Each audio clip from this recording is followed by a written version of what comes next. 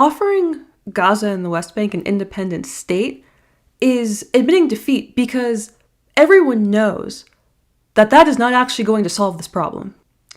It baffles me how many people are still pretending that this conflict is about land. I don't understand why there is still this fantasy that if Israel just gave up enough territory, if they formally recognized a Palestinian state, if they loosened their military presence at their borders, there would just be peace and this conflict would end. Because the two-state solution is not a new idea. What they are offering here is not revolutionary. We can look back to 1937 when the British Peel Commission offered a two-state solution. In 1947, following the end of the British Mandate, the United Nations offered a two-state solution. In 2000, during the Camp David Summit, Israel offered a two-state solution. Not only were all of these offers rejected, but Gaza and the West Bank immediately attacked Israel after. In 2005, Israel just decided to unilaterally withdraw from Gaza. They removed all of their military presence and their settlements. They effectively left Gaza to run itself as its own state. And instead of seizing an opportunity for peace